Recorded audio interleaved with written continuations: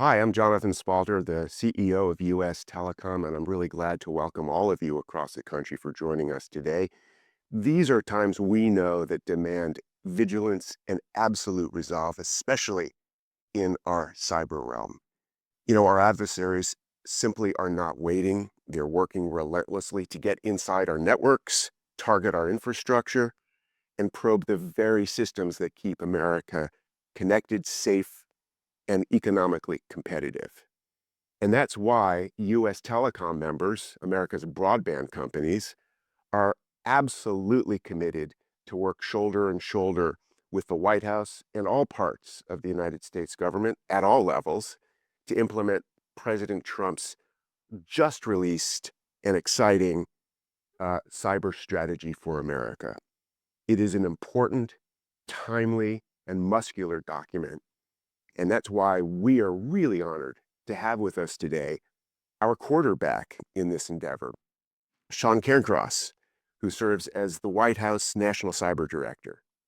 As the president's principal advisor on cybersecurity strategy and policy, he is truly one of the most important roles, not just in cyber defense, but for our nation's overall security and stability. So welcome, Director, and let's get right into it. Great. So why don't we just start, if you can walk us through the key components of the president's cyber strategy for America, and a little bit inside baseball, what put it together, why now, and what are its core pillars? Sure. Well, first, Jonathan, good to see you again. Great to see Thank you. you for having me and to US Telecom. You all are on the front lines of this fight and are so key to the nation's defense and systems that are foundational to Americans' everyday life. So I know you understand this threat better than anyone and your team. So we're looking forward to continuing to work together with you all. Um, To answer your question, the first thing I'd say is I think President Trump is making very clear that if you seek to harm Americans or you seek to harm America's interests, you will face an American consequence. And the same is true in cyberspace. And so, what we have done as the administration is to stand up cyber as its own strategic domain for the first time to really take a whole of government approach so that the tactics and the efforts that are underlying uh, the interagency actions in this domain all feed into a larger overarching strategy. What are we trying to get done? What's the win here? And so, through a process of over a course of several months, we've worked throughout the interagency to coordinate this strategy. We've worked with the private sector. The president is very clear that we should be leaning forward, that we should be in partnership with the U.S. private sector. You all are on the front lines of this fight. Our critical infrastructure, by design, is defended by the private sector, and so if we aren't working together to figure out how foreign follows function and the most impactful way to defend and secure this infrastructure, this will not meet with success. So, in uh, anyway, the ultimate outcome of that process was a strategy that reflects six key pillars. I'm sure we can go through them, but the overarching, sort of the broadest thing that I would say here is a mindset shift by the United States government that this isn't a domain that adversaries should be able to operate in cost-free. The risk calculus for people who are, whether it's nation states conducting espionage, squatting on our critical infrastructure, ransomware actors, scam centers, whatever it is, if they are seeking to do us harm, we need to impose a consequence. We need to change that risk calculus on the other side of this equation. And so that as a whole of government is what we're seeking to do. And we are absolutely aligned with that effort. And one of the key areas of that mindset shift that you're focused on, and one of the core pillars, is how do we think about hardening collectively in partnership are critical infrastructure. Our U.S. telecommunications networks are one of the key targets of adversaries. How are you envisioning in the cyber strategy to really to move the needle on how we go about hardening our critical Yeah. infrastructure, and what can we in industry do to support that? Yeah, well, a couple of things. The first thing is the reason this office was housed at the White House is to kick this conversation up the chain. And so we will be gathering CEOs in these industries across these sectors to make sure that we make clear that industry has a role to play in this. You all and telcos have forward defense that you need to employ. You need to dedicate some real resources, and I know you do. Uh, and we need to make our priorities clear to you. But I think there are several tiers to that. The first is better information sharing. What, as a federal government, can we share that's actionable to let you know to sort of illuminate the battlefield? Oftentimes, how we learn things is very protected information. What we know can be shared more. And so we need, as a government, to work through ways to share with industry how to do that. The other thing we're excited about is launching a series of pilot programs. And this goes to both the critical infrastructure side, but also the federal government, hardening the federal government side, to make sure that we can deploy new technology much more quickly than we've done in the past. And so there's a um, uh, cross-agency effort to really get after that. Right. This is a very long-term strategy that you're envisioning, but it also has immediate here and now implications. Given the ongoing operations in the Middle East, it's also a very timely document that you've released. What can you share with us about immediate steps that America's critical infrastructure providers should be thinking about given these operations and the new risks that they might pose here at the homeland? Sure. Well, the first thing I'd say is nothing changes with respect to the sort of threats that we face and what's happening in the Middle East right now with respect to the cyber impact. Uh, as always, people need to be vigilant. There is a system in place for information sharing now. We work closely with FBI, with CISA, with NSA, with DOW in in looking for those threats and activity. And per usual, we'll be in close contact um, with private industry and vice versa. When industry sees something that comes in the door with us, and we work to deny access and remediate, and then look to say impose a cost. But this is uh, with respect to what's happening now. It's the threat is per usual, and people just need to remain vigilant. Yeah. So speaking of vigilance, one of the accelerators of vigilance is a core part of the strategy, which is how do you improve the coordination between the private Yeah, sector and government? How do we make sure that in moments of crisis or when an incident happens, critical infrastructure providers aren't forced to navigate multiple agencies and their reporting efforts, and also their overlapping demands? yeah. I know that you're focused on that. What are you going to do? Well, one of the pillars of the strategy is streamlining the regulatory environment. And by that, what we're looking to do is make sure that information flow is working well, that incident reporting makes sense to industry, that it's not overly burdensome, that you're able to respond to events and dedicate the resources to the assets that need protecting in real time. And so we're working closely. We're trying to on CERCIA to make sure that that meets congressional intent. We're working to make sure that the SEC disclosure rule makes sense for industry and is practical. Like I say, form has to follow function, and if the function is to uh, to flag an incident and then get on remediating and fixing it, We're not looking to push a compliance checklist onto industry so that the government can essentially blame shift and say, well, you didn't do enough. We're looking to work together to say, what do we need to do to better protect industry from foreign adversaries and criminals? And what is, how can we create the space for industry to react? Right.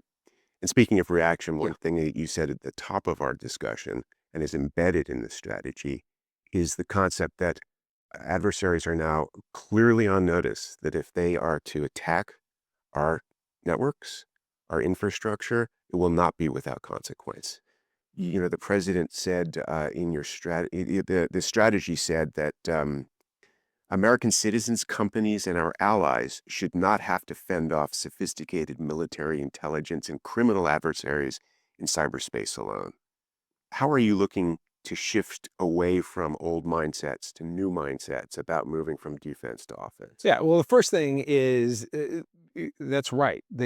They shouldn't. That's not the design of industry. That's the United States government's job. And so that I think that mindset shift and making that clear to industry is only going to help create an environment where people are communicating more efficiently than they have in the past. Um, Look, oftentimes people say offense or I say it, and I think people hear cyber on cyber, and sure, that's part of it, but that's not all of it. Mhm. And I think a great example is if you look at and it's no accident that the cybercrime executive order was signed simultaneously with the strategy. We are putting things into action, and so with respect to transnational criminal organizations and scam centers and ransomware actors. We are standing up an interagency cell, Mhm. and that's all the way across the board. That's the DOJ, it's FBI, it's DOW, it's everything to look at how do we get after these criminal groups in a strategic way that is going to make a dent in their operations. That's not just cyber, Mhm. that's diplomatic, that's the State Department, that's the Sec State coming with a plan to say this is how we're going to leverage diplomacy in this regard. It's the Attorney General and DOJ looking to really ramp up arrests and extraditions in this regard. And so yeah, it's a whole government approach is what I'd say. And as President Trump has made clear, he expects results, and he's empowered the team under him to go get them. Right. And part of the whole of government approach also necessarily is augmented by the whole of industry approach too. And we're revved up and loaded for Yeah. bear on this with our efforts to fight uh, malignant actors in the robocall, robotech space. And so we're really looking forward to working with you on implementation. No, I know you guys have done a great job. And one of the most rewarding things about uh, the first 6 months, excuse me, of this role is talking to industry and going sector by sector and talking to the large security folks. And really, there's such a hunger to get after it Right. in this way, and there's never been a signal from the top that we are going to work collaboratively to go do it. Mhm. And so now there is, and and I think this is what I have been saying. This strategy reflects, I think, this shouldn't be a surprise to anybody. This is what I've literally been saying for 6 months. Mhm. Um, it's 4 or 5 pages long. It makes crystal clear what the big picture is, and we will be filling in. We will be filling in these lines. And like I say, the cybercrime EO is a perfect Right. example. Another great example of the strategy, I think, is the sharp focus you put on making sure that America's innovation economy and competitiveness Yeah. are going to be undergirded by solid cybersecurity defenses. And that's particularly true, as you mentioned in the strategy, around artificial intelligence and America's leadership in artificial intelligence. How do you harness cybersecurity in innovative ways to ensure that our AI future is going to be a secure future? Well, the first thing I'd say, as the president has made clear, innovation to win this race, uh, innovation's got to come first. Mhm. And so deploying and innovating at scale is important, and doing it securely. The balance is to make sure that security isn't seen as a friction point on the innovation and deployment Right. side. You've got to bake that in on the ground level. And I'm talking about security. I'm not talking about safety. Mhm. I'm talking about secure the technical side of security. The models have to be secure, the centers have to be secure, et cetera.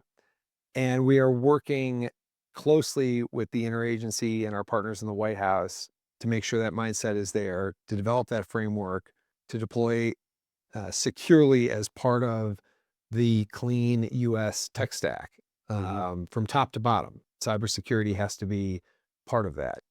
And so we've made great progress in that to date, and Mhm. we're looking forward to more. Are you thinking through on a whole of government level what kind of regulatory approaches or standards would be useful to create baseline AI Yeah, the cybersecurity? baseline standards piece is fundamental to this whole conversation. So, in order to do this in a way that makes sense, those standards have to exist. So, yes, absolutely, Mhm. that's part of what that's a large part of what we're doing.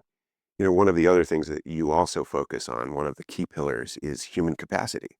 How do we accelerate the ability to ensure that we've got a solid and secure and resilient pipeline, not only of existing cybersecurity professionals in the workforce, but the next generation too? You want to talk a little bit about Yeah, that aspect of your work?